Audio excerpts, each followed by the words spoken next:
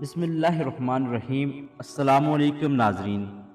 لوط علیہ السلام نے جب سدوم میں آ کر قیام کیا تو دیکھا کہ یہاں کے باشندے فواحش اور مصیبتوں میں اس قدر مبتلا ہیں کہ دنیا کی کوئی برائی ایسی نہیں تھی جو ان میں موجود نہ ہو، اور کوئی خوبی ایسی نہیں تھی جو ان میں پائی نہ جاتی ہو۔ دنیا کی سرکشی اور بد اخلاق و بد اتوار اقوام کے دوسرے عیوب و فواحش کے علاوہ یہ قوم ایک خبیث عمل کی موجد تھی، یعنی اپنی نفسانی خواہشات کو پورا کرنے کے لیے وہ عورتوں کے بجائے مرد لڑکوں سے اختلاط رکھتے۔ دنیا کی قوموں میں اس عمل کا اس وقت تک قطعاً کوئی رواج نہ تھا۔ یہی بدبخت قوم ہے جس نے اس ناپاک عمل کی ایجاد کی۔ اس عمل کا نام لواطت مشہور ہے،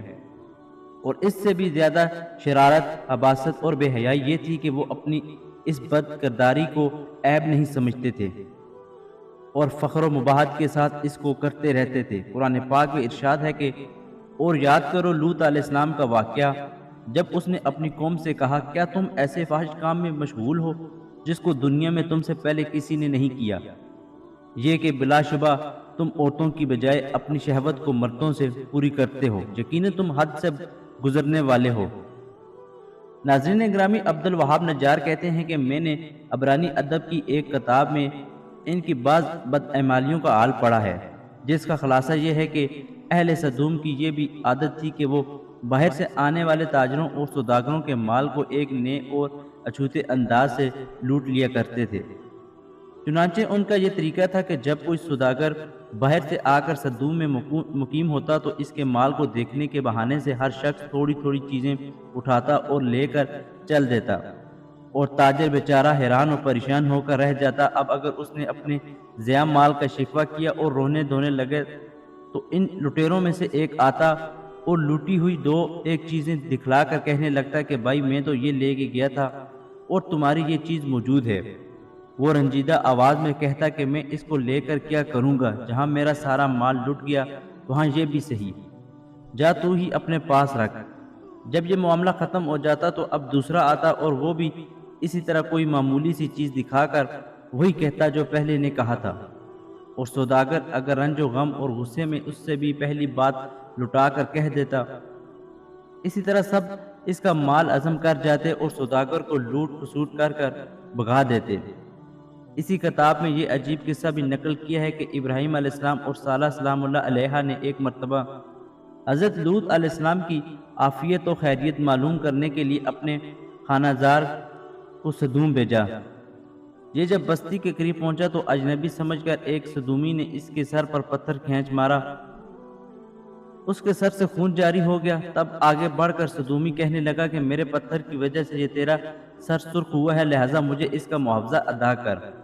اور اس مطالبے کے لیے کھینچتا وہ سدوم کی عدالت میں لے گیا۔ حاکم سدوم نے مدعی کا بیان سن کر کہا کہ بے شک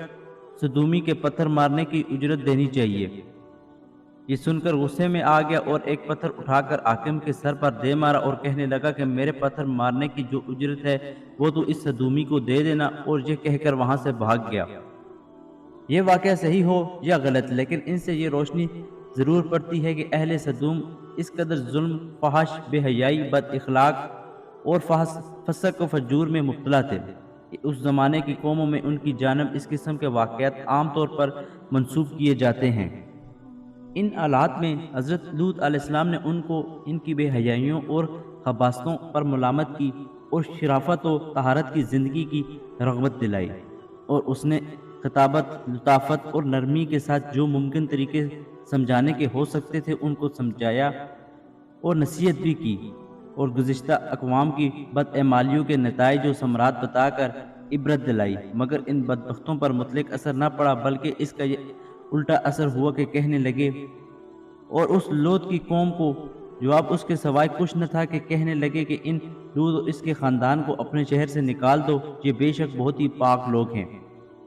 بے شک یہ پاک لوگ ہیں۔ قوم لوط کا یہ مزاحیہ فکرہ تھا، گویا حضرت لوط علیہ السلام اور ان کے خاندان پر طنز کرتے اور ان کا ٹھٹھا اڑاتے کہ بڑے پاک باز ہیں، ان کا ہماری بستی میں کیا کام، یہ نہ مشفق کی مریبانہ نصیحت سے غیظ و غضب میں آ کر کہتے تھے کہ اگر ہم ناپاک اور بے حیا ہیں اور وہ بڑے پاک باز ہیں تو ان کو ہماری بستی سے کیا واسطہ، ان کو یہاں سے نکالو۔ حضرت لوط علیہ السلام نے پھر ایک مرتبہ بڑی محفل میں ان کو نصیحت کی اور فرمایا، تم کو اتنا بھی احساس نہیں رہا کہ یہ سمجھ سکو کہ مردوں کے ساتھ بے حیائی کا تعلق، لوٹ مار اور اس قسم کی بد اخلاقیاں بہت بڑے اعمال ہیں۔ تم یہ سب کچھ کرتے ہو اور بڑی محفلوں میں اور مجلسوں میں کرتے ہو اور شرمندہ ہونے کے بجائے بعد میں ان کا ذکر اس طرح سناتے ہو کہ گویا یہ کارنامیاں جو تم نے انجام دیے ہیں، کیا تم ہی وہ نہیں ہو کہ تم مردوں سے بد عملی کرتے ہو، لوگوں کی راہ مارتے ہو اور اپنی مجلسوں میں اور اہل و عیال کے روبرو فواہش کرتے ہو۔ قوم نے اس نصیحت کو سنا تو غم و غصے سے تلملا اٹھے اور کہنے لگے، لوط بس یہ نصیحتیں اور عبرتیں ختم کر، اور اگر ہمارے ان اعمال سے تیرا خدا ناراض ہے تو وہ عذاب لا کر دکھا جس کا ذکر کر کے بار بار ہم کو ڈراتا ہے، اور اگر تو واقعی اپنے قول میں سچا ہے تو ہمارا تیرا فیصلہ ہو جانا ہی ضروری ہے۔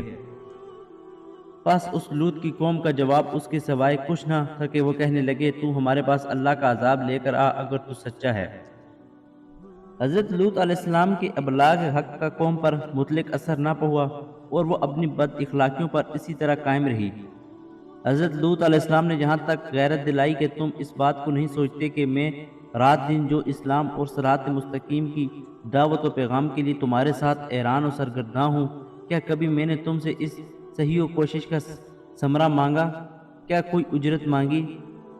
کسی نظر و نیاز کا مطالب ہوا؟ میرے پیش نظر تو تمہاری دینی و دنیاوی سعادت و فلاح کے سوائے اور کچھ بھی نہیں ہے، مگر تم ہو کہ مطلق توجہ نہیں کرتے۔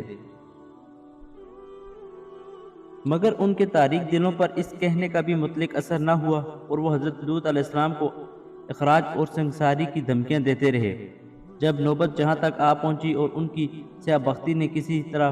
اخلاقی زندگی پر آمادہ نہ ہونے دیے، تب ان کو بھی وہی پیش آیا جو خدا کے بنائے ہوئے قانون جزا کا یقینی اور حتمی فیصلہ ہے، یعنی بد کرداریوں پر اصرار کی سزا بربادی و ہلاکت۔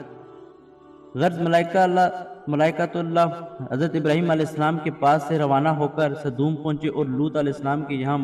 مہمان ہوئے۔ یہ اپنی شکل و صورت میں حسین و خوبصورت اور عمر میں نوجوان لڑکوں کی شکل و صورت میں تھے۔ حضرت لوط علیہ السلام نے ان مہمانوں کو دیکھا تو گھبرا گئے اور ڈرے کہ بدبخت قوم میرے ان مہمانوں کے ساتھ کیا معاملہ کرے گی، کیونکہ ابھی تک ان کو یہ نہیں بتایا گیا تھا کہ یہ خدا کے پاک فرشتے ہیں۔ ابھی حضرت لوط علیہ السلام اسی ایس و بحث میں تھے کہ قوم کو خبر لگ گئی اور لوط علیہ السلام کے مکان پر چڑھ آئے اور مطالبہ کرنے لگے کہ تم ان کو ہمارے حوالے کر دو۔ حضرت لوط علیہ السلام نے بہت سمجھایا اور کہا، کیا تم میں کوئی بھی سلیم فطرت انسان رجل رشید نہیں ہے کہ وہ انسانیت کو برتے اور حق کو سمجھے؟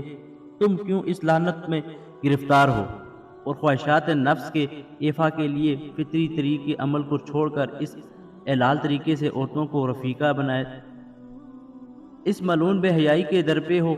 اے کاش میں رکن شدید کی زبردست حمایت کر سکتا۔ حضرت لوط علیہ السلام نے اس پریشانی کو دیکھ کر فرشتوں سے کہا، آپ ہماری ظاہری صورتوں کو دیکھ کر گھبرائے نہیں، ہم ملائکہ عذاب ہیں اور خدا کے قانون جزائے اعمال کا فیصلہ ان کے حق میں اٹل ہے، وہ اب ان کے سر سے ٹلنے والا نہیں۔ آپ اور آپ کا خاندان عذاب سے محفوظ رہے گا، مگر آپ کی بیوی ان ہی بے حیاؤں کی رفاقت میں رہے گی اور آپ کا ساتھ نہ دے گی۔ آخر عذاب الہی کا وقت آ پہنچا۔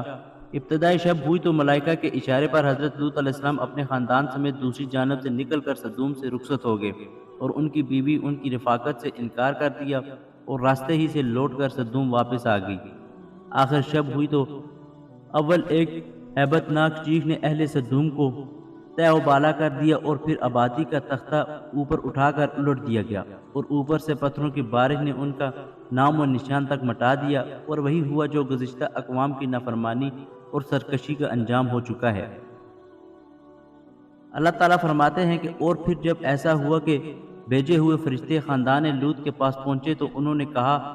تم لوگ اجنبی معلوم ہوتے ہو۔ انہوں نے کہا، نہیں، یہ بات نہیں ہے، بلکہ ہم تمہارے پاس وہ بات لے کر آئے ہیں جس میں لوگ شک کیا کرتے تھے، یعنی ہلاکت کے ظہور کی خبر جس کا لوگوں کو یقین نہ تھا۔ ہمارا آنا ایک امر حق کے لیے اور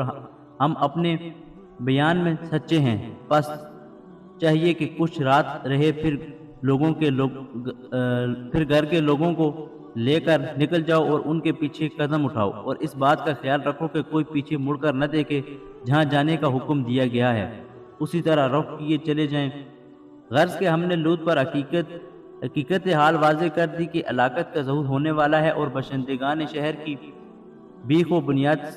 صبح ہوتے ہوتے اکھڑ جانے والی ہے۔ اور اس اثنا میں ایسا ہوا کہ شہر کے لوگ خوشیاں مناتے ہوئے آ پہنچے۔ لوط نے کہا، دیکھو یہ نئے آدمی میرے مہمان ہیں، تم میری فضیحت نہ کرو، اللہ سے ڈرو، تم میری رسوائی کی کیوں درپے ہو؟ انہوں نے کہا، کیا ہم تجھے اس بات سے نہیں روک دیا تھا کہ کسی قوم کا آدمی ہو لیکن اپنے یہاں نہ ٹھہراؤ؟ لوط نے کہا، اگر ایسا ہی ہے تو دیکھو یہ میری بیٹیاں کھڑی ہیں، یعنی باشندگان شہر کی بیویاں جن کی طرف وہ ملتفت نہیں ہوتے تھے، ان کی طرف ملتفت ہو۔ تب فرشتوں نے لوط سے کہا، تمہاری زندگی کی قسم، یہ لوگ تو اپنی بدمستیوں میں کھو گئے ہیں، تمہاری باتیں ماننے والے نہیں۔ غرض یہ کہ سورج نکلتے نکلتے ایک ہولناک آواز نے انہیں آ لیا، پس ہم نے وہ بستی زیر و زبر کر ڈالی اور پکی ہوئی مٹی کے پتھروں کی ان پر بارش کی۔ بلا شبہ اس واقعے میں ان لوگوں کے لیے بڑی ہی نشانیاں ہیں جو حقیقت کی پہچان رکھنے والے ہیں۔